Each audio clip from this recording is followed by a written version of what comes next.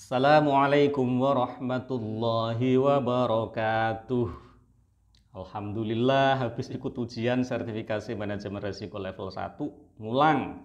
7 tahun yang lalu lulus level 2, sudah kadaluwarsa. Jadi harus ngulang lagi. Oke ya, semoga teman-teman DPS mau ikutan sertifikasi manajemen risiko minimal level 1. Oke. Tadi itu ada sedikit diskusi tentang denda telat bayar itu riba atau tidak. Kemudian denda telat bayar itu sudah sesuai dengan yang difatwakan oleh DSN MUI atau tidak. Nah, biasanya sih saya sedikit-sedikit gitu ya kalau memberikan penjelasan terkait denda telat bayar ini. Biasanya cuma dalil-dalil yang dipakai oleh DSN MUI untuk membolehkan denda telat bayar dengan syarat dan ketentuan yang berlaku. Cuman izinkan saya kali ini rada panjang lebar dikit. Diawali dengan a'udzubillahi minasyaitonirrajim. Ya ayyuhalladzina amanu aufu bil uqud. Wahai orang-orang yang punya iman, patuhilah akad-akad itu. Oke, ini dalil umum nih untuk rekan-rekan baik yang punya utang maupun yang memberikan utangan gitu ya, yang punya piutang untuk taat akad. Jadi ini berlaku untuk orang-orang yang punya iman, baik posisinya orang yang punya utang maupun orang yang memberikan utangan. Oke, kemudian ya kita ada dalil lagi kan, dalil terpanjang dalam ayat terpanjang dalam Al-Qur'an itu kan tentang utang.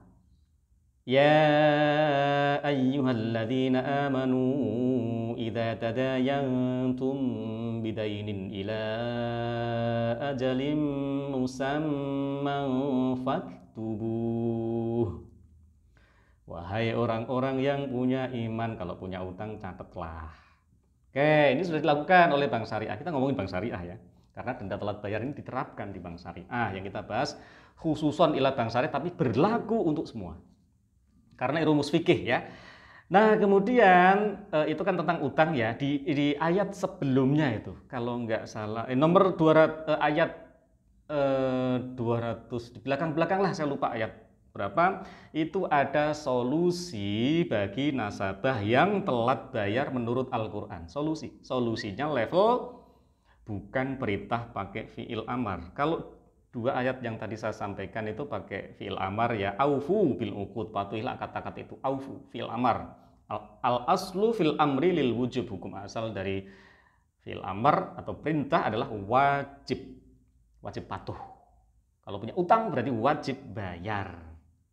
Khitab tertinggi dalam utang piutang, bayarlah. Oke, kita lanjut lagi ayat yang sebelumnya. A'udzubillahi minasyaitonirrajim.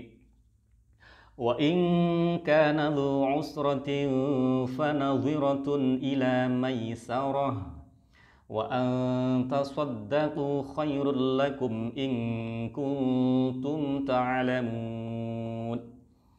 Dan ketika orang-orang yang punya utang, wa in kana dzu usratin, dalam kondisi kesulitan, fanadhiratun, ini fa syartiyah, maka ya berilah tempo. Nadhiratun itu isim sih, bukan fi'il, tapi ada fa di situ, yaitu bukan level perintah wajib maksa enggak, tetapi merupakan anjuran yang kuat. Beda dengan yang ketika punya utang harus bayar, itu udah perintah wajib. Oke. Wa in kana dzu usratin fanadhiratun ila maisarah. Ketika orang yang punya utang itu dalam kondisi kesulitan, maka berilah tempo sampai maisarah, sampai dalam kondisi ada kemudahan. Kemudian wa tasaddaqu khairul lakum, dan ini an amil nawasib, tasaddaqu itu kan tasaddaqo. Ini bukan fi'il amar lagi. Wa an tasaddaqu, dan sedekahkan, dan ketika kalian menyedekahkan gitu ya, itu khairul lakum, itu lebih baik ya, levelnya baik. Khairul lakum in kuntum ta'lamun, itu jika kamu ngerti. Artinya ayat-ayat ini sebenarnya bukan ayat-ayat perintah yang level fi'il amar to the point wajib mutlak, wajib tidak. Nah, Mari kita lihat di perbankan syariah. Gini, ini kenapa ayat ini perlu saya bahas? Karena ayat inilah yang dipakai oleh rekan-rekan di sana untuk melarang-larang denda telat bayar. Nah, kemudian apa sih yang dipraktekkan Bank Syariah terkait ayat ini? Yang pertama, DSN MUI itu sudah merumuskan bahwa dalil ini juga dijadikan sebagai pedoman di dalam memberikan perlakuan terhadap orang-orang yang telat bayar utang. Nah, oleh Bank Syariah menyusun yang namanya kolektibilitas. Ya, kolektibilitas itu ada 1 sampai 5 kalau Bank Umum Syariah. BPRS pun kalau nggak salah sekarang juga 5 kolektibilitasnya kalau nggak salah. Dicek lagi regulasinya ya, 2019 kalau nggak salah. Nah, kolektibilitas 1 lancar, kemudian turun lagi, telat sehari turun, kedua lanjut lagi sampai turun ke kolektibilitas 5. Itu bisa berbulan-bulan loh pemberian tangguhnya sampai nasabah dapat kemudahan. Nanti ada restruk, kolek lagi, macet lagi, nanti ada non litigasi, lanjut terus litigasi, masuk pengadilan, gugatan, ya, replik, duplik, lanjut panjang lebar sampai pada proses sita agunan. Kalau ngomongin agunan, Rasulullah wafat itu ninggal utang tapi pakai agunan ya untuk disita. Ya, itu bab lain lah, intinya boleh. Oke, kemudian lanjut lagi wa antasaddaqu khairul lakum, ketika menyedekahkan maka itu lebih baik bagi kamu. Nah, sedekah ini maksudnya apa kalau diperbankan? Nah, itulah yang disebut dengan write off. Nah, hapus buku dan tidak menutup kemungkinan lanjut dengan hapus tagih. Jadi Bank Syariah sudah memberikan tempo berbulan-bulan bahkan bertahun-tahun. Ingat itu, bahkan bertahun-tahun untuk sampai pada proses sita agunan. Bahkan kalau memang nasabahnya fakir miskin dan tidak memungkinkan lagi bayar, maka ada proses hapus tagih, nggak hanya hapus buku. Hapus tagih meskipun ini mungkin sangat jarang. Ya karena apa ya? Karena kalau ada agunan kan ya tinggal jual agunannya aja kan untuk bayar utang kan beres selesai sebenarnya. Kan begitu harusnya. Makanya mohon maaf ini jangan baper kalau saya bilang kalau nasabah sudah dalam tahap sita agunan itu berarti nasabahnya yang bebal level akut. Mohon maaf jangan tersinggung. Ya, karena pasti sudah ada proses panjang bisa bertahun-tahun sampai pada proses sita agunan. Oke, ini dalil tadi ini soalnya dipakai nih oleh rekan-rekan yang melarang-larang denda telat bayar. Nah, itu repotnya kalau Ustadz ya, tidak paham proses di perbankan syariah seperti apa, hanya dengerin kata nasabah. Nah, ini repot. Oke, lanjut lagi sekarang kita masuk pada denda telat bayar. Oke, sebagian ulama memang menyatakan bahwa denda telat bayar itu riba nasi'ah. Oke, ada yang berpendapat seperti itu dan banyak ya ulama yang berpendapat seperti itu, termasuk ulama-ulama klasik. Nah, cuman kan nanti kita perhatikan kalau kita melihat zaman dan makan, zaman itu waktu, makan itu dan tempat, dan kondisi yang terjadi sekarang, mau nggak mau kan kita menyesuaikan diri dengan kondisi, kan begitu. Apalagi ketika kita cek di dalil-dalil yang lain, malah ada yang seakan-akan tabrakan tuh, kalau kita nggak jeli. Nah, misalnya begini. Oke, katakanlah denda telat bayar itu dikatakan sebagai riba nasi'ah atau mungkin riba qard juga bisa jadi ya, bisa jadi masuk ke situ. Oke, saya setuju. Kriteria hukumnya saya setuju. Tinggalkan ini nanti kita sesuaikan dengan hadis-hadis yang lain ya. Misalnya hadis matlul ghaniyyi dzulmun, hadis oke ya. Cek matlul ghaniyyi dzulmun, penundaan orang bayar adalah zalim. Penundaan bayar orang yang mampu ya, penundaan bayar orang yang mampu adalah zalim. Kemudian ada hadis lagi layul wajid yuhillu irdahu wa uqubatah. Penundaan bayarnya orang-orang yang mampu ya, mampu mewujudkan sesuatu, yang mampu bayar itu menghalalkan harga dirinya dan ya, yuhillu irdahu wa uqubatah, menyebabkan bolehnya dikenakan sanksi. Sanksi. Ini kan zalim. Ini malah spesifik hadisnya ya. Orang yang menunda bayar itu zalim. Orang zalim itu melakukan hal yang terlarang. Yang terlarang itu maksudnya haram loh. Nah, orang yang telat bayar, orang mampu yang telat bayar itu boleh dikenakan sanksi dan menghalalkan harga dirinya. Yuhillu irdahu, menghalalkan harga dirinya. Makanya ada yang namanya instrumen idep slik informasi debitur sistem layanan informasi keuangan ya. Nah, yang dulunya BI Checking tuh, BI Checking sudah almarhum, sekarang ada e-Debslik. Itu boleh diumumkan. Kalau mazhab Syafi'i ya boleh dipenjara dulu ya, dipenjara dulu. Orang telat bayar itu boleh dipenjara dulu. Baru dia lagi buktiin, penjara duluan, baru dia membuktikan. Nah, mazhab Syafi'i itu. Kalau saya sempat simak sedikit di mana itu Syarah Muhadzab An-Nawawi, di situ ya namanya takzir. Oke, ini kita masuk bab takzir atau ghoromah atau denda bagi orang yang telat bayar ya. Takzir, ghoromah, denda, sanksi itu kalau menurut kitab klasik dicambuk. Nah, apakah sekarang cocok itu orang telat bayar dicambuk? Nah, malah nabrak-nabrak hukum positif yang sisi yang lain lagi. Wah, nanti dilaporin Komnas HAM. Oh, nasabah telat bayar menurut syariat Islam harus dicambuk. Waduh, itu nanti rame. Ini saya nggak bahas halal haram atau ini, tapi wah rame nanti kalau ngikut mazhab Syafi'i dipenjara langsung atau dicambuk. Makanya di SNMUI mengambil makhrij fiqhiyah, jalan keluar dari sisi fikih. Kan ada 4 metode tuh, at-taisir al-manhaj, kan kemudian apa lagi itu? Tafriqil haram, halal anil haram ya, i'adah an-nazar, tahqiqul manat. Pelajari saja. Tahqiqul manat ini juga metode zaman dulu sudah ada itu. Nah, kemudian elaborasi oleh DSN MUI. Nah, kembali lagi kepada logika DSN MUI.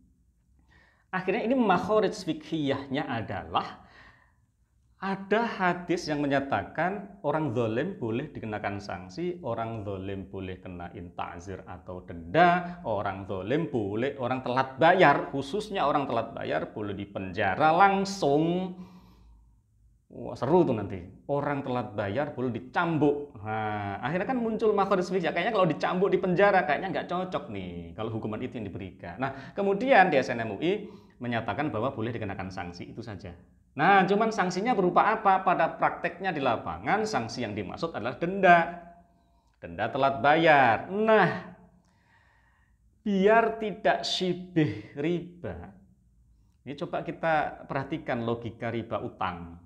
Tapi ini logika riba utang ya, riba qard. Ya, kalau di I'anatul Thalibin juz 3 halaman 53 bagian kiri itu yang dimaksud dengan ini kan ada hadis di kitab Bulughul Maram di Syarah Subulus Salam juz 3 halaman 72 bagian kanan, kullu qardin jarra manfa'a fa riba. Nah, kadang-kadang ini yang dibahas ini. Manfaat yang diambil oleh bank syariah itu riba.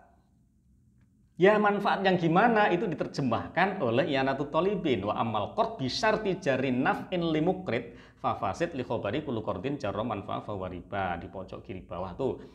I'anatul Thalibin bikin rumus ketika ada utang piutang bersyarat aliran manfaat bagi pemberi utang itu riba qard berdasarkan hadis tadi itu. Itu syarahnya. Kemudian di kitab Al-Uqud Al-Maliyah Al-Murakkabah itu cocok juga tuh. Di syarahnya Subulus Salam cocok juga tuh dengan rumus I'anatul Thalibin. Ketika ada utang kok dipersyaratkan dari awal udah nanti kamu kena denda. Limukrit. Nah, ini penjelasan dari I'anatul Thalibin. Limukrit. Ya. Dan atau limuqtarid. Tapi yang jadi kata kunci limukritnya itu. Buat si pengenaan memberikan denda. Makanya kalau di pesantren-pesantren ya denda, tapi ini bukan denda telat bayar, denda melakukan sesuatu itu ya takzir, bahkan itu nanti kadang sita HP misalnya, HP-nya itu dipakai oleh yayasan, itu nggak apa-apa, itu fikihnya begitu.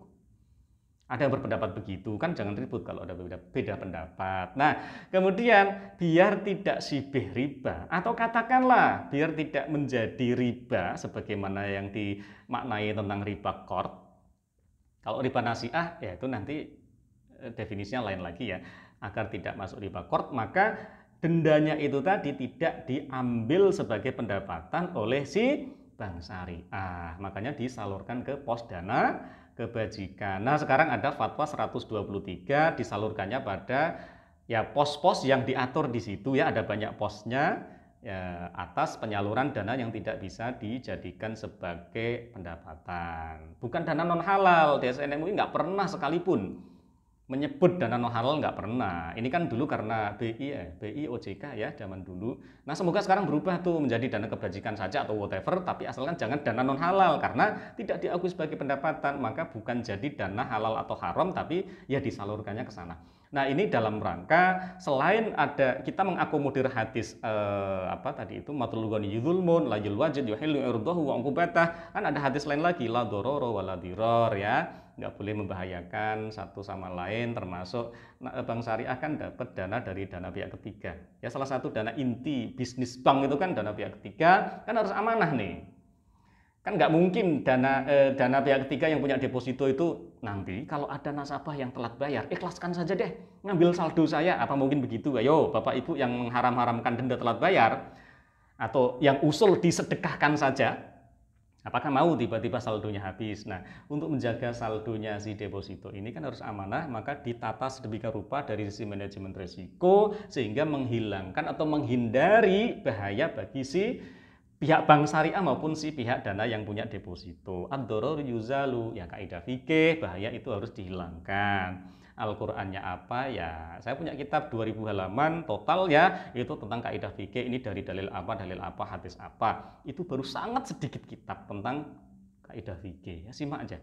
Oke, inilah denda telat bayar di bank syariah. Nah, kalau dikatakan apakah berarti bank syariah ini ngambil manfaat? Loh kan tidak. Manfaatnya kan dilepas.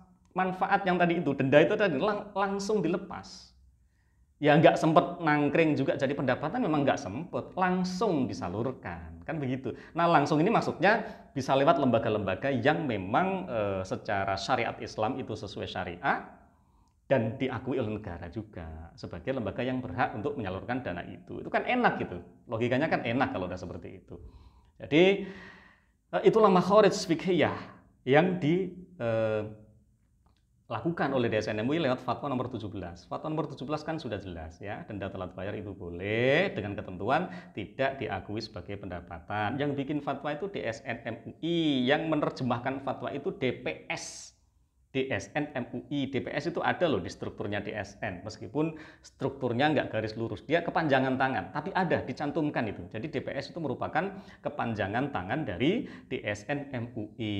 Makanya ketika saya jadi DPS, kalau ada fatwa-fatwa yang menurut saya ganjel, saya tanya langsung kepada BPH DSN MUI, ini maksudnya apa sih, ini tafsirannya apa sih, kalau diterapkan begini-begini di lembaga keuangan boleh nggak sih? Dan nyatanya tafsiran dari para DPS dan BPH DSN penerapan denda telat bayar itu ya sesuai fatwa nomor 17, dikenakan aja. Dikenakan.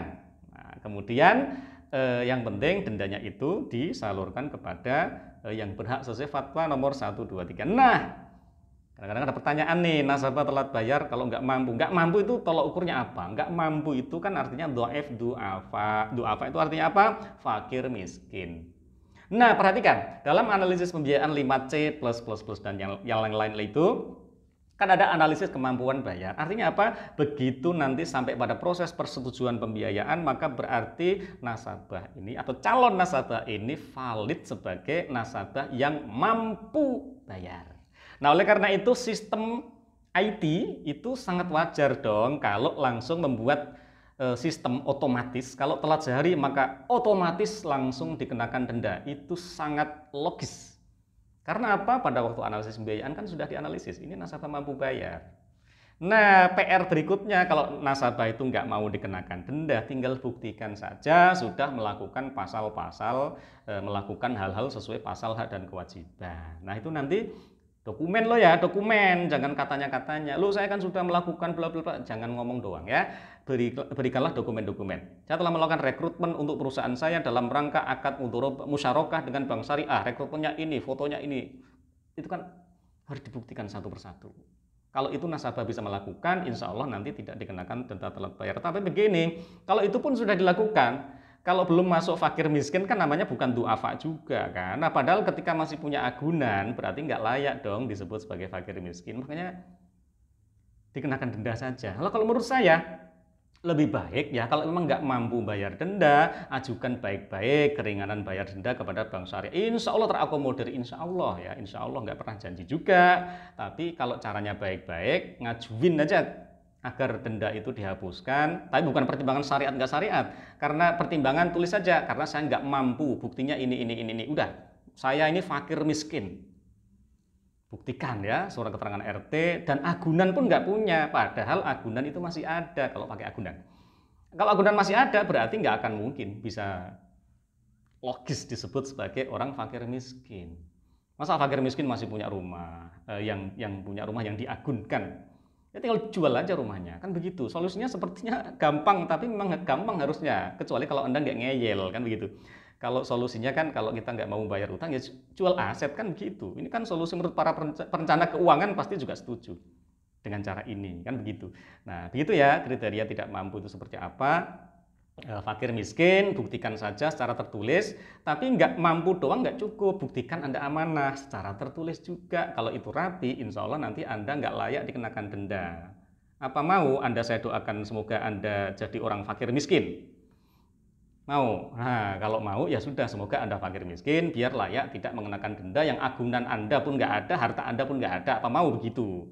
Nah, yang lebih baik bayar denda aja lah, untuk kemaslahatan umat kok itu dana-denda, kan seperti itu. Nah laporannya itu malah harus ada itu dalam laporan akuntansi kan, sumber dan penggunaan dana yang tidak bisa dijadikan atau diakui sebagai pendapatan itu kan ada.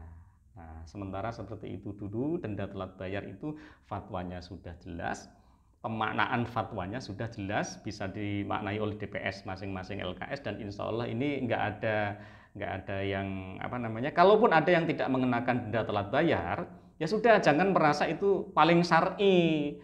Kalau mengenakan denda telat bayar ya berarti murni sesuai syariah, murni. Ya sesuai syariah lah gitu ya.